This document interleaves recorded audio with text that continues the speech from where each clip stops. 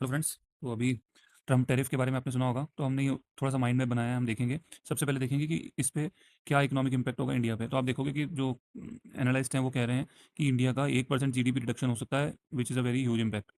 Trade imbalance, अब देखो 20% जो हमारे एक्सपोर्ट होते हैं वो यूएस को ही होते हैं। तो आप ये समझ लो कि व्हाट इज़ टैरिफ। मतलब हम जो सामान यूएस पे भेजते हैं, यूएस को भेजते हैं, यूएस को एक्सपोर्ट करते हैं। ट्रंप ने बोला है कि उन उन सामान पे कि मैं 25% और टैरिफ लगाऊंगा। इसका मतलब ये होगा कि इंडिया से अगर वो कोई सामान 100 रुपये का है, तो वो अमेरिका में जाके 125 रुपये का हो जाएगा, वो महंगा हो जाएगा। तो हमारे जो सामान महंगे होंगे, तो उनको इफेक्ट होगा इंडस्ट्रीज़ को। तो पहला पॉइंट हमने देखा कि जीडीपी रिडक्शन होगा 1%। ट्रेड इम्बैलेंस 20% तो यूएस को एक्सपोर्ट करते हैं, वो मना कर देगा, तो कितना ट्रेड इम्बैलेंस आ जाएगा। ठीक है, आप समझते हो कि इंपोर्ट ज़्यादा हो जाएंगे, एक्सपोर्ट कम हो जाएंगे। लॉस ऑफ जो लेबर इंटेंसिव सेक्टर है हमारे, उनमें तो एडवांटेज जो हमको था वो खत्म हो जाएगा। इसका मतलब क्या है, टेक्सटाइल, फार्मास्यूटिकल, इसमें बहुत सारी लेबर काम करती है और एक्सपोर्ट मुश्किल आएगी। अगर कम हो जाएंगे तो हमारे यहाँ भी उनकी जॉब भी जाएगी।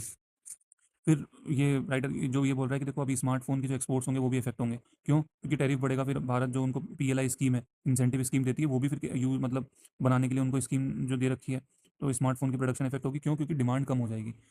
तो ट्रंप ने ये भी बोला है कि जो मिलिट्री और ये जो आप रशिया से सामान कर रहे हैं, तो इसके कारण एक्स्ट्रा पेनल्टी भी लगाएंगे आपको। ये राइटर ने इसके लिए कुछ उपाय भी बताए कि हमको क्या करना चाहिए, रिकमेंड रिस्पॉन्सेज में।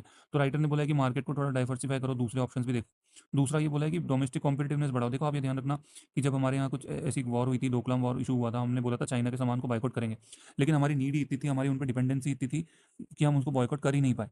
ठीक है, तो ऐसे ही हमें भी कॉम्पिटिटिवनेस बढ़ानी होगी। हमारे जो चीज़ें हैं उनको पहले ही इतना लो रखना पड़ेगा कि टैरिफ पे भी अगर वो करते हैं तो भी वहाँ पे हमारी जो डिमांड उतनी ही रहे। उसके बाद राइटर बोल रहा है कि हम डब्ल्यूटीओ में भी जा सकते हैं। ठीक है, तो ये राइटर ने उपाय बताए। तो ये हमने इस तरह से माइंड में बनाया। फ्रेंड्स, आपको कैसा लगा बताइएगा, और कमेंट में आप और भी जैसे रिकमेंड रिस्पॉन्स हैं या क्या इकोनॉमिक इंपैक्ट होगा, आप कमेंट में बता सकते हो। इससे आपकी आंसर राइटिंग एबिलिटी बढ़ेगी। Friends, thank you so much.